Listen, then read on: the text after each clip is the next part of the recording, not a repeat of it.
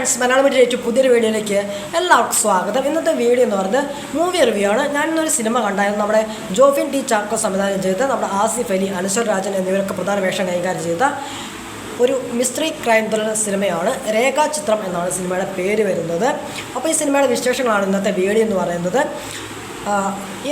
എനിക്ക് ഈ സിനിമ കണ്ടിട്ട് എന്താണ് തോന്നിയത്, എൻ്റെ അഭിപ്രായമാണ് ഞാൻ നിങ്ങളായിട്ട് പങ്കുവയ്ക്കാൻ ആഗ്രഹിക്കുന്നത്. അപ്പോൾ നമുക്ക് സിനിമയുടെ വിശേഷങ്ങളിലേക്ക് കിടക്കാം.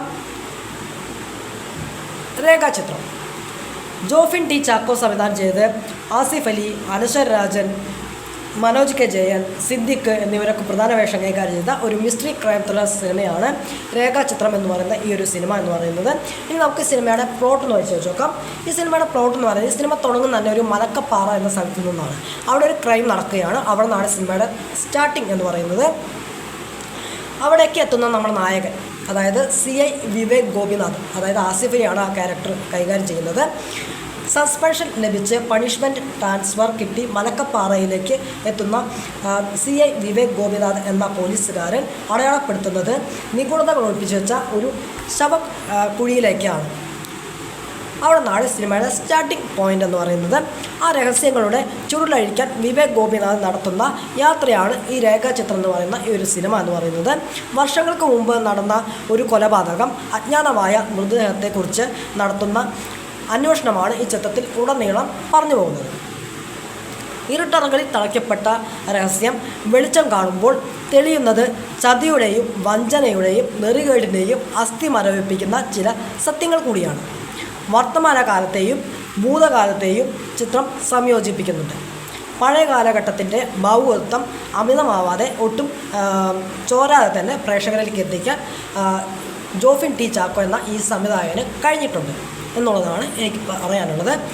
അപ്പോൾ ഇത്രയാണ് എനിക്ക് ഇതിൻ്റെ പ്ലോട്ടായിട്ട് പറഞ്ഞു തരാനുള്ളത്. ബാക്കി നിങ്ങൾ തന്നെ കണ്ട് എക്സ്പ്ലെയിൻ ചെയ്ത് നോക്കാവുന്നതാണ്.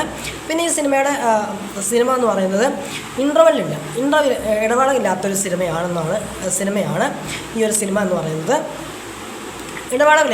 ഇൻ്റർവെല്ലില്ലാത്തൊരു സിനിമയാണ്.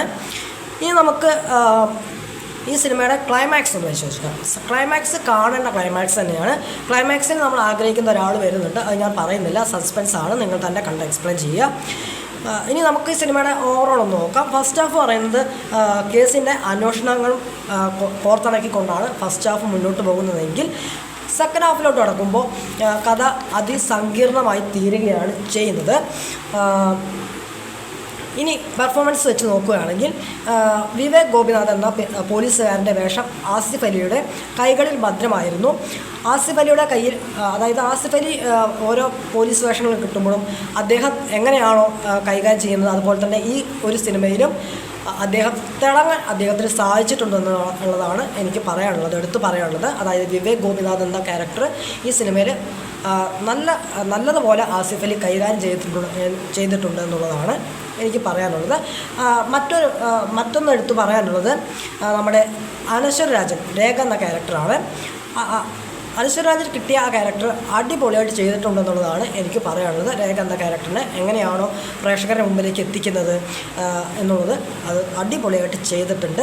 പ്രേക്ഷകരെ എങ്ങനെയാണ് ത്രസിപ്പിക്കുക എന്നുള്ള കാര്യങ്ങളൊക്കെ ഇതിനകത്ത് ചെയ്തിട്ടുണ്ട്. ഇതിനകത്ത് ഭയങ്കര ട്വിസ്റ്റും കാര്യങ്ങളൊന്നും കൊണ്ടുവന്നിട്ടില്ല. അതായത് ഒരു മിസ്റ്ററി ക്രൈം ത്രില്ലർ സിനിമ അങ്ങനെ കാണാൻ പറ്റിയ സിനിമ തന്നെയാണ് ഈ ഒരു സിനിമ എന്ന് പറയുന്നത്. നമ്മുടെ തനതായ ആസിഫ് അലി സിനിമകളിലൊക്കെ പോലീസ് വേഷങ്ങളിലൊക്കെ കാണുന്നത് പോലെ തന്നെ നമ്മുടെ ആസിഫ് അലിയുടെ സിനിമ പോയി കാണാൻ പറ്റിയ സിനിമ തന്നെയാണ് ഈ ഒരു സിനിമ എന്ന് പറയുന്നത്. ഫാമിലിയായിട്ടും ഫ്രണ്ട്സൊക്കെ ആയിട്ട് പോയി അടിച്ചു പൊളിച്ച് കാണാൻ പറ്റിയൊരു സിനിമ തന്നെയാണ് ഈ ഒരു സിനിമ എന്ന് പറയുന്നത്. ഇനി സിനിമയിൽ നമ്മുടെ ഇവരെ കൂടാതെ, അതായത് ആസിഫ് അലിയെയും നമ്മുടെ അനശ്വർ രാജനെ കൂടാതെ മറ്റു കഥാപാത്രങ്ങൾ അവതരിപ്പിച്ചിരിക്കുന്നത് സിദ്ദിഖ്, മനോജ് കെ ജയൻ, നിഷാന്ത് സാഗർ, ശ്രീകാന്ത് മുരളി, ഇന്ദ്രൻസ്, ജഗദീഷ്, ഹരിശ്രീ അശോകൻ, ഇവരുടെ അഭിനയം എല്ലാവരും സൂപ്പറായിട്ട് തന്നെ അഭിനയിച്ചിട്ടുണ്ടെന്നുള്ളതാണ് എനിക്കെടുത്ത് പറയാനുള്ളത്. അതായത് ഹരിശ്രീ അശോകൻ ഇതിനകത്ത് നമ്മുടെ നായകൻ്റെ അച്ഛനായിട്ടാണ് അവതരിപ്പിച്ചിരിക്കുന്നത്. അദ്ദേഹം നന്നായി സൂപ്പറായിട്ട് തന്നെ ആ ക്യാരക്ടർ കൈകാര്യം ചെയ്തിട്ടുണ്ടെന്നുള്ളതാണ് എനിക്ക് പറഞ്ഞു തരാനുള്ളത്. പിന്നെ എടുത്ത് പറയാനുള്ളത്, ഇതൊരു തിയേറ്റർ എക്സ്പീരിയൻസ് ചെയ്യേണ്ട മൂവിയാണ്. തിയേറ്ററിൽ പോയി ആസ്വദിക്കേണ്ട മൂവിയാണ്. അതായത് OTT റിലീസ് ചെയ്തിട്ട് ആസ്വദിക്കേണ്ട മൂവിയല്ല, തിയേറ്ററിൽ മസ്റ്റ് വാച്ച് മൂവിയാണ്. തിയേറ്ററിൽ പോയി കണ്ട് എക്സ്പ്ലെയിൻ ചെയ്യേണ്ട മൂവി തന്നെയാണ് രേഖാചിത്രം എന്ന് പറയുന്ന ഈ ഒരു സിനിമ എന്ന് പറയുന്നത്. ഇനി ഈ സിനിമയുടെ ദൈർഘ്യം ഒന്ന് പരിശോധിച്ച് നോക്കി കഴിഞ്ഞാൽ ഈ സിനിമയുടെ ദൈർഘ്യം എന്ന് പറയുന്നത് 2 മണിക്കൂറും 19 മിനിറ്റാണ് സിനിമയുടെ ദൈർഘ്യം എന്ന് പറയുന്നത്. അത്രയും ഇരുന്ന് കാണാൻ പറ്റിയ സിനിമ തന്നെയാണ്. അതായത് ഇവിടെ 11:30-ക്കായിരുന്നു ഇവിടെ ഷോ ആരംഭിച്ചിരുന്നത്. ഏകദേശം ഒരു 2 മണിയോട് അടുക്കാറായപ്പോൾ സിനിമ തീർന്നു എന്നുള്ളതാണ് എനിക്ക് പറയാനുള്ളത്. എന്തായാലും എനിക്ക് എന്നെ പ്രേക്ഷകർ ഈ സിനിമ ഒരുപാട് ഇഷ്ടപ്പെട്ടു എന്നുള്ളതാണ് എനിക്ക് പറയാനുള്ളത്. അതായത് ഈ സിനിമ നമ്മുടെ തനിതായ ആസിഫ് അലി സിനിമ ഞാൻ കാണുന്ന പോലെ കാണാമെന്ന് പറഞ്ഞല്ലോ, അതുപോലെ ഇരുന്ന് കാണാൻ പറ്റിയ തന്നെ സിനിമ തന്നെയാണ്. ഇതിനകത്ത് ഒന്നും പ്രവചിക്കാൻ നമുക്ക് പറ്റത്തില്ല. അതായത് ഇതിലെങ്ങനെയാണ് ഇനിയുള്ള ഇതൊക്കെ രംഗങ്ങൾ എങ്ങനെയായിരിക്കും എന്നുള്ളതൊക്കെ ഒന്നും നമുക്ക് പ്രവചിക്കാനേ പറ്റത്തില്ല. അതാണ് ഇതിലെ ഒരു ഇതെന്ന് പറയുന്നത്. പിന്നെ ക്ലൈമാക്സ് ഒക്കെ സൂപ്പറായിരുന്നു. പിന്നെ ഇതിലെടുത്ത് പറയേണ്ടത് BGM, ബാക്ക്ഗ്രൗണ്ട് മ്യൂസിക് അടിപൊളിയാണ്. അതായത് ആ സിനിമ തുടങ്ങുമ്പോഴും അതിനിടയ്ക്ക് വരുന്ന ആ BGM ഉണ്ടല്ലോ, ഒക്കെ സൂപ്പർ തന്നെയായിരുന്നു.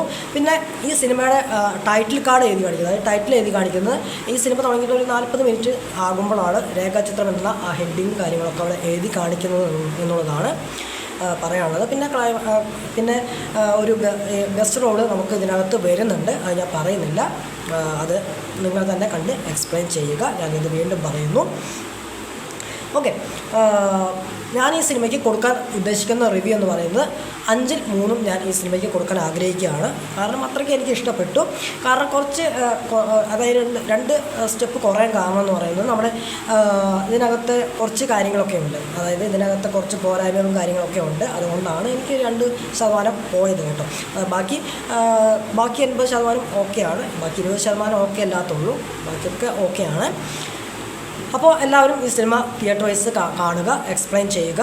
നിങ്ങൾ ആരെങ്കിലും സിനിമ കണ്ടിരുന്നെങ്കിൽ നിങ്ങളുടെ അഭിപ്രായം മസ്റ്റായിട്ട് കമൻറ്റ് ബോക്സിൽ അറിയിക്കാനായിട്ട് ശ്രമിക്കുക. ആരെങ്കിലും ഈ സിനിമ കാണാത്തതുണ്ടെങ്കിൽ ഇന്നോ നാളെയോ ആയിട്ട് നിങ്ങൾ ഈ സിനിമ തിയേറ്ററിൽ പോയിട്ട് കാണാൻ ശ്രമിക്കുക. ഓക്കെ, അപ്പോൾ ഇത്രയാണ് എനിക്ക് ഈ സിനിമയെക്കുറിച്ച് പറയാനുള്ളത്.